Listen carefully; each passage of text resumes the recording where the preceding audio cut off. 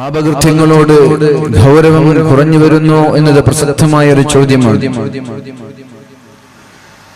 പ്രത്യേകിച്ച് പാപങ്ങൾ പൊറുക്കപ്പെടുന്ന മഗ്ഫിറത്തിന്റെ 10 എന്ന വിശേഷത ലഭിച്ച റമളാനിന്റെ 2ാമത്തെ 10-ൽ ഈ ഒരു വിഷയം ചർച്ച ചെയ്യുന്നത് ഉചിതമാണെന്ന് എനിക്ക് തോന്നുകയാണ്.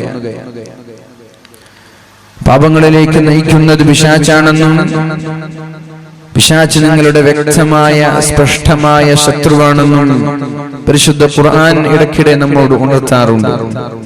എന്നാലും പിശാചിന്റെ വലയങ്ങളിലും പിശാചിന്റെ ക്ഷണികളിലും നമ്മൾ പെടുകയും ചില ആളുകൾ നിരന്തരമായി ചില വൃത്തികേടുകളിൽ ചില തോന്നിവാസങ്ങളിൽ മുഴുകുമ്പോ മറ്റു ചിലർ അറിയാതെ ചില നൈമിഷിക താല്പര്യങ്ങളിൽ ദുർബലമായ നിമിഷം കൊണ്ട് പെട്ടുപോവുകയാണ്.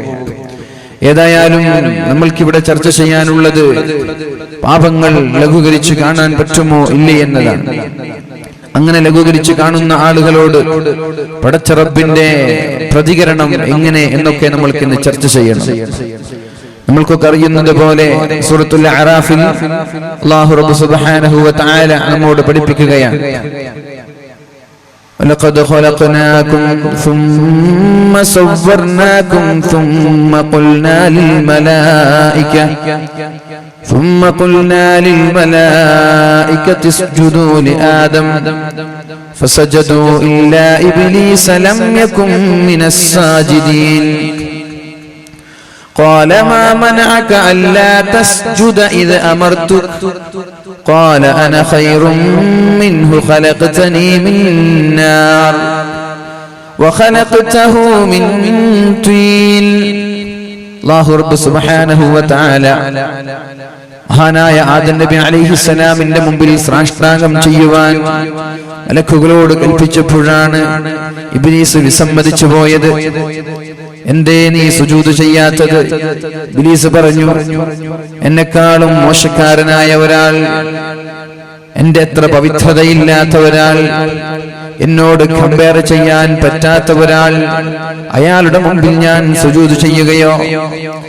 فاهبط منها فما يكون لك أن تتكبر فيها. അഹങ്കരിക്കാനുള്ള സ്ഥലമല്ല സ്വർഗം, സ്വർഗത്തിൽ നിന്ന് ഇറങ്ങിപ്പോയിക്കോ എന്ന് അല്ലാഹു ഈ ഒരു അഹങ്കാരം കാരണം പിശാചിനോട് പറയുമ്പോഴാണ് സർവശക്തനായ റബ്ബിനോടൊരു വരം ചോദിക്കുന്നത്. റബ്ബി അൻളിർനീ ഇലാ യൗമി യുബഅസൂൻ. അല്ലാഹുവേ, സ്വർഗത്തിന്റെ സുഖങ്ങളിൽ നിന്ന് നീ എന്നെ ആട്ടിയോടിച്ചപ്പോൾ എനിക്കത് പ്രശ്നമല്ല, എനിക്കതൊന്നും കുഴപ്പമില്ല. പക്ഷേ ഖിയാമത്ത് നാൾ വരെ ജീവിക്കുവാൻ എനിക്ക് അവസരം തരണം. ഇന്നക മിനൽ മുൻദരീൻ. قال فبما أغويتني لأقعدن لهم صراطك المستقيم.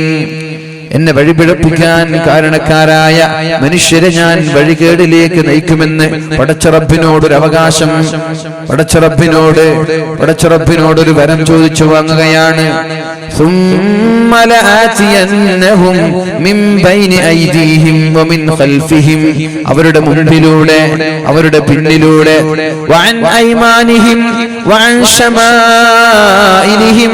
അവരുടെ ഇടതുഭാഗത്തുകൂടെ അവരുടെ വലതുഭാഗത്തുകൂടെ ഞാൻ അവരെ വഴിപിഴപ്പിക്കാൻ വേണ്ടി കടന്നു വരും എന്ന് പറഞ്ഞാൽ ഒരു സ്ഥലം പോലും ഒഴിവാവാതെ, ഒരു സ്ഥലം പോലും ഒഴിവാക്കാതെ സകലമാന സ്ഥലങ്ങളിലും മനുഷ്യന്മാരെ വഴികേടിലേക്ക് നയിക്കാൻ വേണ്ടി പിശാച് കിണഞ്ഞ് പരിശ്രമിച്ചു കൊണ്ടിരിക്കുമെന്ന് അല്ലാഹുവിനോട് പറയുമ്പോഴാണ് അല്ലാഹു പറയുന്നത്, ഉഖ്റുജ് മിൻഹാ. കുഴപ്പമില്ല, നീ പോയിക്കോ, നീ മനുഷ്യന്മാരെ വഴിപഴപ്പിക്കാൻ ശ്രമിച്ചോ, എനിക്ക് കുഴപ്പമില്ല. ആരൊക്കെയാണോ നിന്നെ പിൻപറ്റുന്നത്, ആരൊക്കെയാണോ നിന്റെ പാത പിന്തുടരുന്നത്, അവരെ ഞാൻ കൊണ്ടുപോകുന്നത് നരകത്തിലേക്കാണ്. ويا آدم اسكن أنت وزوجك الجنة. ആദമേ, നീയും നിന്റെ ഭാര്യയും സ്വർഗ്ഗത്തിൽ താമസിച്ചോ. പിശാച് നിങ്ങൾക്ക് വ്യക്തമായ ശത്രുവാണെന്ന് അല്ലാഹു തആല ആദം നബി അലൈഹിസ്സലാമിനോട് ശക്തമായ വാണിംഗ് കൊടുത്തപ്പോഴേക്കും മഹാനായ ആദം നബി അലൈഹിസ്സലാം ഒരു ദുർബലമായ നിമിഷം കൊണ്ട് പിശാചിന്റെ പ്രേരണയിൽ പെട്ടുപോവുകയാണ്. അപ്പോഴാണല്ലോ അല്ലാഹു പറയുന്നത്, وَدَلَّاهُمَا بِغُرُورٍ فَلَمَّا ذَاقَا الشَّجَرَةَ بَدَتْ لَهُمَا سَوْآتُهُمَا وَطَفِقَا يَخْصِفَانِ عَلَيْهِمَا مِنْ وَرَقِ الْجَنَّةِ وَنَادَاهُمَا رَبُّهُمَا أَلَمْ أَنْهَكُمَا عَنْ تِلْكُمَا الشَّجَرَةِ وَأَقُلْ لَكُمَا إِنَّ الشَّيْطَانَ لَكُمَا عَدُوٌّ مُبِينٌ. ആദം നബിയെ, പിശാച് നിങ്ങളുടെ ശത്രുവാണെന്ന് ഞാൻ നിങ്ങളോട് പറഞ്ഞു തന്നിട്ടില്ലേ? പിന്നെ എന്തേ പിശാച് ഒരു കാര്യം പറയുമ്പോ നിങ്ങൾക്ക് അതിനോട് ശ്രദ്ധയുണ്ടാവാത്തത്? ലോകത്തിന് ആദ്യം തന്നെ ഒരു പാഠം പഠിപ്പിക്കുകയാണ് അല്ലാഹു തആല. ശേഷം വരാനിരിക്കുന്ന ഉമ്മത്തികൾക്ക്, ശേഷം വരാനിരിക്കുന്ന സമൂഹത്തിന് വലിയൊരു പാഠം, വലിയൊരു അനുഭവം പഠിപ്പിച്ചു കൊടുക്കുകയാണ്. നമ്മുടെ ഉപ്പാപ്പയായ ആദം നബി അലൈഹിസ്സലാമിനെ പിശാച് വഴിപിഴപ്പിച്ചുവെങ്കിൽ ഇനി വരാനിരിക്കുന്ന ഓരോ ആളുകളെയും വഴിപിഴപ്പിക്കാൻ പിശാച് കിണഞ്ഞു ശ്രമിച്ചുകൊണ്ടേയിരിക്കും. അതുകൊണ്ട് നമ്മൾ എന്ത് വേണം? പിശാചിൽ നിന്ന് അകലാൻ ശ്രമിക്കണം. എങ്ങനെയാണ് അകലാൻ പറ്റുക? എങ്ങനെയാണ് പിശാചിന്റെ ശല്യങ്ങളിൽ നിന്ന്, പിശാചിന്റെ ദുർബോധനങ്ങളിൽ നിന്ന്, പിശാചിന്റെ തോന്നിവാസങ്ങളിൽ നിന്ന് നമ്മുടെ ശരീരങ്ങളെ, നമ്മുടെ കുടുംബങ്ങളെ, നമ്മുടെ മനസ്സിനെ നമ്മൾക്ക് നിയന്ത്രിക്കാൻ പറ്റുക എന്ന് പരിശുദ്ധ റസൂലുള്ളാഹി സ്വല്ലല്ലാഹു അലൈഹി വസല്ലം നമ്മോട് പഠിപ്പിക്കുന്നുണ്ട്. ഇന്ന ശൈത്വാന യജ്രി മിൻ ഇബ്നി ആദമ മജ്റദ്ദമി. പിശാച് ഓരോ മനുഷ്യന്റെ ശരീരത്തിലുള്ള രക്തധമനികളിലൂടെ, സിരകളിലൂടെ, അവന്റെ ഞരമ്പുകളിലൂടെ, നാഡികളിലൂടെ പിശാച് സഞ്ചരിച്ചുകൊണ്ടേയിരിക്കുന്നുണ്ട് എന്ന് അല്ലാഹുവിന്റെ ഹബീബായ റസൂലുള്ളാഹി സ്വല്ലല്ലാഹു അലൈഹി വസല്ലം നമ്മോട് പഠിപ്പിക്കുകയാണ്. നമ്മുടെ ശരീരത്തിന്റെ ധമനികളിലൂടെ രക്തയോട്ടം എവിടെയൊക്കെയാണോ നടക്കുന്നത്, ബ്ലഡ് സർക്കുലേഷൻ എവിടെയൊക്കെയാണോ നടക്കുന്നത്, അവിടെയൊക്കെ പിശാച് സഞ്ചരിക്കുന്നുണ്ട്. ഇനി പിശാചിൽ നിന്ന് രക്ഷപ്പെടാൻ നിങ്ങൾ പിശാചിന് കയറി വരാനുള്ള വഴി കൊടുക്കാൻ പാടില്ല. പിശാച് ശരീരത്തിലേക്ക് കയറി വരുന്നത് ഒരുപാട് ഭക്ഷണം കഴിക്കുമ്പോഴാണ്, ഒരുപാട് തിന്നുമ്പോഴാണ്. അതുകൊണ്ട് തിന്നല്ലേ, നിങ്ങൾ വിശപ്പ് സഹിക്കണം, ഒരുപാട് പട്ടിണി കിടക്കണം. പട്ടിണി കിടക്കുമ്പോഴാണ് പിശാചിന് നിങ്ങളുടെ ശരീരത്തിലേക്കോ നിങ്ങളുടെ ഞരമ്പിലേക്കോ കയറാൻ പറ്റാതിരിക്കുന്നത്. നിങ്ങൾ പട്ടിണി കിടന്നാൽ പിശാചിന് നിങ്ങളുടെ ശരീരത്തിലേക്ക് കയറാൻ പറ്റില്ലെന്ന് പരിശുദ്ധ റസൂലുള്ളാഹി സ്വല്ലല്ലാഹു അലൈഹി വസല്ലം. അതുകൊണ്ടാണല്ലോ പരിശുദ്ധമായ റമദാൻ വരുമ്പോൾ പിശാചിനെ കെട്ടിയിടുന്നത്. ആരും ഭക്ഷണം കഴിക്കുന്നില്ല, എല്ലാവരും വിശപ്പ് സഹിക്കുന്നു. വിശപ്പ് സഹിക്കുമ്പോഴേക്കും നമ്മുടെ ശരീരത്തിലേക്ക് കയറിക്കൂടാൻ പിശാചിന് സാധിക്കുന്നില്ല. അപ്പൊ ശരീരത്തിൽ നിന്ന് പിശാചിനെ ആട്ടിയോടിക്കാൻ ഏറ്റവും നല്ല ആയുധം അത് പട്ടിണി കിടക്കലാണെന്ന് മുഹമ്മദുർ റസൂലുള്ളാഹി സ്വല്ലല്ലാഹു അലൈഹി വസല്ലം, അല്ലാഹുവിന്റെ ഹബീബായ റസൂലുള്ളാഹി സ്വല്ലല്ലാഹു അലൈഹി വസല്ലം തന്റെ പ്രിയപ്പെട്ട പത്നിയോട് പറയുന്നുണ്ട്. ആയിഷ, ആയിഷ, ദാവിമി ഖർഅ ബാബിൽ ജന്നതി ബിൽ ജൂ, ദാവിമി ഖർഅ ബാബിൽ ജന്ന. സ്വർഗ്ഗത്തിന്റെ കവാടങ്ങൾ മുട്ടിക്കൊണ്ടേയിരിക്കണം ആയിഷ, സ്വർഗ്ഗത്തിന്റെ കവാടങ്ങൾ മുട്ടിക്കൊണ്ടേയിരിക്കണം ആയിഷ. ആയിഷ ബീവി ചോദിച്ചു, യാ റസൂലല്ലാഹ്, എങ്ങനെയാണ് സ്വർഗ്ഗത്തിന്റെ വാതിൽ മുട്ടുക? ഇത് മുട്ടുവീൻ തുറക്കപ്പെടുമെന്ന് പറയുന്നത് പോലെ തുറക്കപ്പെടുന്ന വാതിലല്ലല്ലോ, എങ്ങനെയാണ് ഇത് തുറക്കപ്പെടുന്നത്? അപ്പോഴാണ് അല്ലാഹുവിന്റെ ഹബീബ് പറഞ്ഞത്, ഒരുപാട് പട്ടിണി കിടക്കുമ്പോ, ഒരുപാട് വിശപ്പ് സഹിക്കുമ്പോ സ്വർഗ്ഗത്തിലേക്കുള്ള എളുപ്പവഴി നിനക്ക് ലഭിക്കാമെന്ന് അല്ലാഹുവിന്റെ റസൂൽ സല്ലല്ലാഹു അലൈഹി വസല്ലം ആയിഷ ബീവി റളിയല്ലാഹു അൻഹയോട് പഠിപ്പിക്കുകയാണ്.